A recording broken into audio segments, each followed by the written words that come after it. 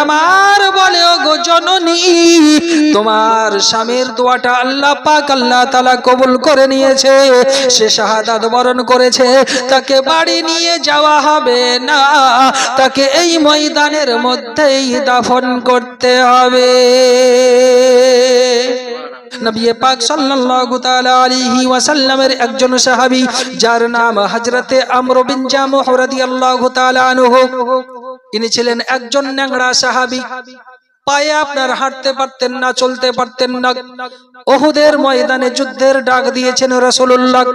রাসূল পাকের আওয়াজ শুনে সাহাবায়ে কেরাম নবী পাকের দরবারে যুদ্ধে যাওয়ার জন্য প্রস্তুতি নিয়ে নিয়েছেন।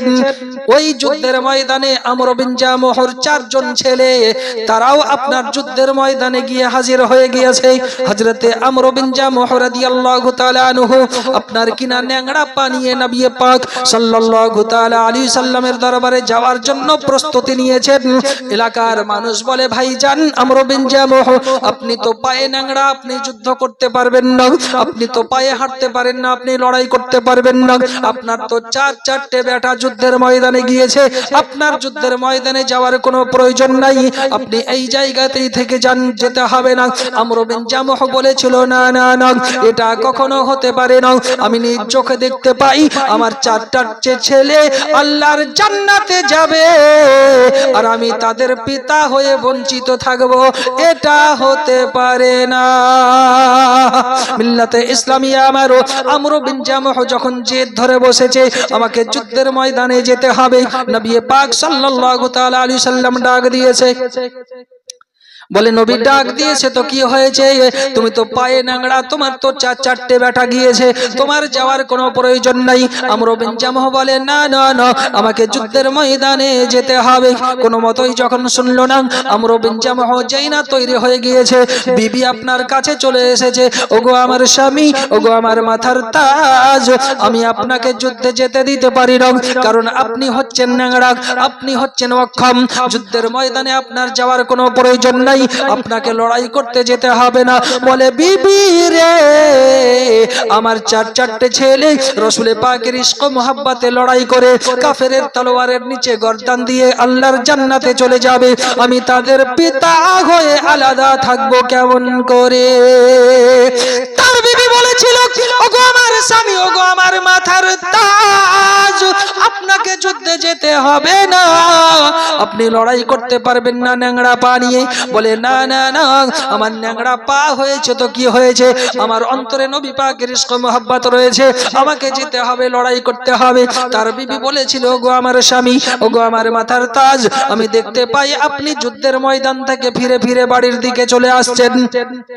যখন তার বিবি এই কথা বলে, হযরত আমর বিন জামুহ রাদিয়াল্লাহু তাআলা আনহু আল্লাহ পাক আল্লাহ তাআলার দরবারে দুটো হাত উঠিয়ে ফরিয়াদ করছে, রব্বুল আলামিন, আপনার নবী সাল্লাল্লাহু তাআলা আলাইহি সাল্লামের ইশক মোহাব্বতে আমি আমর বিন জামুহ ন্যাংরা পা নিয়ে যুদ্ধের ময়দানের দিকে বেরিয়ে গেলাম। আল্লাহ পাক আল্লাহ তাআলা আমি আমর বিন জামুহকে যেন বাড়ির দিকে ফিরে না আসতে হয়। আল্লাহুম্মা লা তুরাদ্দানি ইলা আহলি, আল্লাহ পাক আল্লাহ তাআলা আমি আমর বিন জামুহ যেন বাড়ির দিকে ফিরে না আসি। এই দোয়াটা করার পর রাসূলুল্লাহর দরবারে চলে গেলেন। রাসূল পাক সাল্লাল্লাহু তাআলা আলাইহি সাল্লামের দরবারে যাওয়ার পর আল্লাহর নবী সাল্লাল্লাহু তাআলা আলাইহি সাল্লামকে সালাম পেশ করেছেন, আসসালাতু ওয়াসসালামু আলাইকা ইয়া রাসূলুল্লাহ, আসসালাতু ওয়াসসালামু আলাইকা ইয়া হাবিবাল্লাহ। দরদি নবীজি, আমি আপনার দরবারে এসেছি যুদ্ধে যাওয়ার জন্য, লড়াই করার জন্য, আপনি আমাকে অনুমতি দিন, হুকুম দেন। নবী পাক সাল্লাল্লাহু তাআলা আলাইহি সাল্লাম বলে, আমর বিন জামুহ, তোমাকে লড়াই করার কোনো প্রয়োজন নাই, তোমাকে যুদ্ধে যাওয়ার কোনো প্রয়োজন নাই, তোমার তো ন্যাংরা পাগা, তোমার তো অক্ষম পাগা, এই অচল পা নিয়ে তোমাকে লড়াই করতে যেতে হবে না।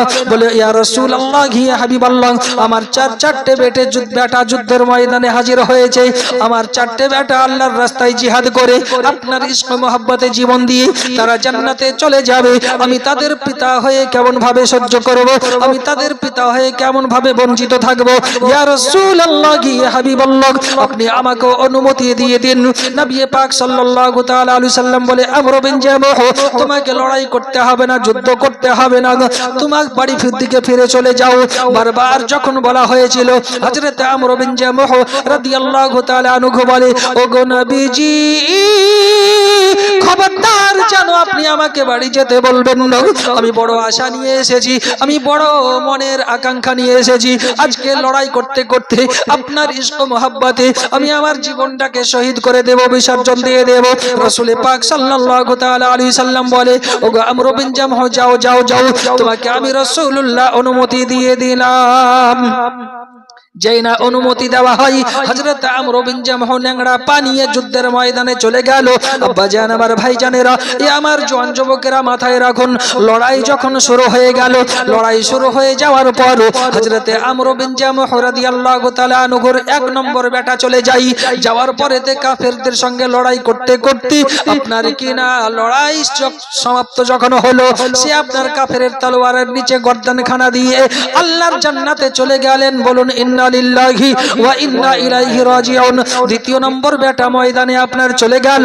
দ্বিতীয় নম্বর বেটা যখন ময়দানে চলে যাই, ওই দ্বিতীয় নম্বর বেটাও এবার লড়াই করতে করতে করতে করতে আল্লাহর রাসূল সাল্লাল্লাহু তাআলা আলাইহি সাল্লামের ইশক মহব্বতে আপনার কিনা নিজের জীবনটাকে বিসর্জন দিয়ে সেও আপনার শাহাদাত বরণ করলেন। তিন নম্বর বেটা যখন লড়াই করতে চলে যাই, তিন নম্বর বেটাও আপনার শাহাদাত বরণ করলেন। চার নম্বর বেটাও ময়দানে চলে গেল। আপনার কিনা আব্বা দাঁড়িয়ে দাঁড়িয়ে সব দৃশ্যখানা দেখতে আসে। পৃথিবীর জমিনে এমন আব্বা নাই যে নিজের চোখের সঙ্গে সামনে একই সঙ্গে চার চারটে ছেলে জীবন দেবে আর আব্বা দাঁড়িয়ে দাঁড়িয়ে দেখবে, এমন কোন পিতা আছে নাকি? আছে? নাই। হযরত আমর বিন জামহ রাদিয়াল্লাহু তাআলা আনহু আপনার ওই জায়গাতে দাঁড়িয়ে রয়েছেন। চার নম্বর বেটা যখন ময়দানে চলে গেল, আমার আল্লাহ পাক আল্লাহ তাআলার হাবিব সাল্লাল্লাহু তাআলা আলাইহি সাল্লামের ইশক মহব্বতে লড়াই করতে করতে আমর বিন জামহ চার নম্বর বেটাও যেন আপনার শাহাদাত বরণ করলেন। চার নম্বর বেটা যখন শাহাদাত বরণ করে নাই, হযরতে আমর বিন জামহ এক হাতে তলোয়ার, এক হাতে ঢাল ধরে নিয়ে ন্যাংড়া পানিয়ে ন্যাংড়াতে ন্যাংড়াতে ময়দানে আপনার ঝাঁপিয়ে পড়েছে। বাবা, ময়দানে যখন ঝাঁপিয়ে পড়ে যাই, হযরত আমর বিন জামহ রাদিয়াল্লাহু তাআলা আনহু কাফিরদের সঙ্গে এবার লড়াই করতে শুরু করেছে। তীর ও তলোয়ারের বর্ষণ শুরু হতে শুরু করেছে, তলোয়ারের আঘাত শুরু হতে করেছে। আমর বিন জামহ ন্যাংড়া পানিয়ে লড়াই করতে আসেন, তলোয়ার চালাতে আসেন, ঢাল দিয়ে আপনার কখনো তলোয়ারকে বেকার করতে আসেন। হঠাৎ করে আমর বিন জামহ রাদিয়াল্লাহু তাআলা আনহু লড়াই করতে করতে করতে করতে কাফেরদের তলোয়ারের তলে পড়ে গিয়েছেন। আমর বিন জামহ আপনার শহীদ বরণ করেছেন। বলুন ইন্না লিল্লাহি ওয়া ইন্না ইলাইহি রাজিউন। যেই না শহীদ হয়ে যায়, আমর বিন জামহ রাদিয়াল্লাহু তাআলা আনহুর বিবি বাড়ি থেকে আপনার স্বামী ও ছেলের লাশ নিয়ে আসার জন্য উহুদের ময়দানের দিকে ছুটতে শুরু করে দিয়েছেন। ময়দানে যাওয়ার পর আপনার কিনা স্বামী ও ছেলের লাশকে এক জায়গায় করেছে। এক জায়গাতে লাশকে করার পর এবার উটের পিঠে তুলবেন, লাশগুলোকে বাড়ি নিয়ে আসবেন, দাফন করতে হবে। কিন্তু উট যেন আর মাটি ছেড়ে উঠে না। উট মাটি ছেড়ে উঠে না। বলে কি খবর, উট মাটি ছেড়ে উঠে না কেন? এত চেষ্টা করলো, উটকে ইশারা করে, কিন্তু চম্মুকের মতো উটের দেহখানা মাটির সঙ্গে লেগে গেছে। উট যেন আর মাটিকে ছাড়ে না। রাসূল পাকের দরবারে চলে গেলেন। ইয়া রাসূলুল্লাহ, ইয়া হাবিবাল্লাহ, হুজুর, আমি স্বামী এবং সন্তানের লাশকে উটের পিঠে তোলে, এবার উটটাকে এতটা চেষ্টা করি উঠানোর জন্য, কিন্তু ওঠে না কেন? রাসূল পাক সাল্লাল্লাহু তাআলা আলাইহি সাল্লাম বলে, ওগো আল্লাহ পাক আল্লাহ তাআলার বান্দি, তোমার স্বামী যখন বাড়ি থেকে ময়দানের দিকে আসে তখন কি কিছু বলেছিল? ইয়া রাসূলুল্লাহ, ইয়া হাবিবাল্লাহ, হুজুর আমার স্বামী যখন যুদ্ধ করার জন্য ময়দানের দিকে আসে, আমি আমার স্বামীকে বলেছিলাম, ওগো আমার স্বামী, আমি দেখতে পাচ্ছি আপনি যুদ্ধের ময়দান থেকে বাড়ির দিকে ফিরে চলে আসছেন, অতএব আপনাকে যুদ্ধে যেতে হবে না।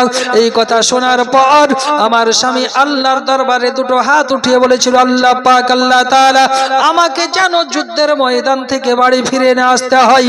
ইয়া রাসূলুল্লাহ এই কথাটা বলেছে। নবী আমার বলে, ওগো জননী, তোমার স্বামীর দোয়াটা আল্লাহ পাক, আল্লাহ তাআলা কবুল করে নিয়েছে, সে শাহাদাত বরণ করেছে, তাকে বাড়ি নিয়ে যাওয়া হবে না, তাকে এই ময়দানের মধ্যেই দাফন করতে হবে। তাকে আর বাড়ি নিয়ে যাওয়া হবে না, তাকে এই ময়দানের মধ্যেই দাফন করতে হবে। লাশ আর উঠলো না, যুদ্ধের ময়দানে দাফন করে দেওয়া হলো।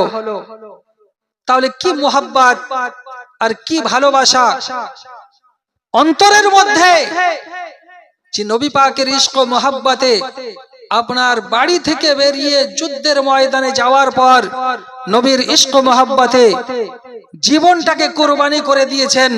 কিন্তু আমরা মুসলমান বর্তমান সময় সবাই নবীর প্রেম দাবি করি, সবাই নবীর আশিক দাবি করি, কিন্তু আমরা এতটুকু কাজ নামাজের দিকে ঝুঁকতে পারি না, ঠিক না?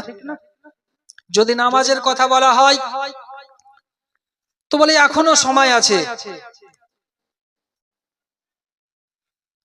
যদি বলা যায় নামাজটা পড়ুন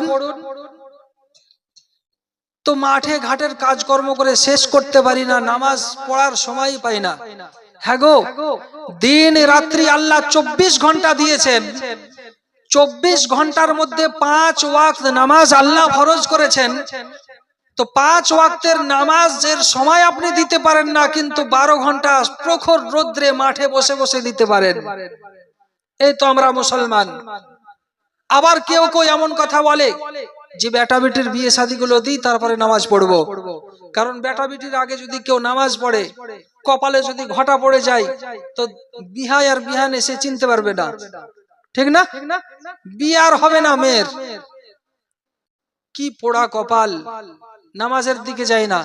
আবার যদি বলা যায় মুসলমান আপনি দাড়িটা রাখুন, তো বললে দাড়ি রাখলে চাচা চাচা লাগে, বলে কি বলে না, দাড়ি রাখলে চাচা চাচা লাগে। তো আমি বললাম দাড়ি রাখলে যদি চাচা চাচা লাগে তাহলে দাঁতগুলো তুলে ফেলো, শিশু শিশু লাগবে, ঠিক কিনা? এই কথায় রাগ হচ্ছে? রাগ করে লাভ নাই, যেটা কথা সেটা বলতে হবে। দাড়ি একটা হচ্ছে মানুষের সৌন্দর্য, মুসলমানের সৌন্দর্য। দাড়ি রাখলে যদি চাচা চাচা মনে হয় তাহলে দাঁতগুলো তুলে ফেলবেন, শিশু শিশু লাগবে। এই তো আমরা মুসলমান, আর এটাই হচ্ছে আমাদের মুসলমানের পরিচয়। কিন্তু না, মুসলমান কাকে বলে? আজকে দেখুন সাহাবায়ে কেরাম নবী পাক সাল্লাল্লাহু তাআলা আলাইহি সাল্লামের মোহাব্বতে আজকে ঘর বাড়ি সমস্ত কিছু ত্যাগ করে এক ডাকে আপনার ঘর ছেড়ে ময়দানে চলে গিয়েছেন। নবীর ইশক মোহাব্বতে জীবনটাকে তারা কুরবানি করে দিয়েছেন। তারা নিজের জীবনের মায়াও করেনি, সারা সারা রাত্রি দাঁড়িয়ে দাঁড়িয়ে ইবাদত করেছেন। রাত্রির ঘুমকে তারা হারাম করে দিয়েছেন, তারা ঘুমটাকে প্রাধান্য দেয়নি। তারা আল্লাহ রাসূলের কথাকে শ্রবণ করে সারা সারা রাত্রি ইবাদতের মধ্যে কাটিয়ে দিয়েছেন।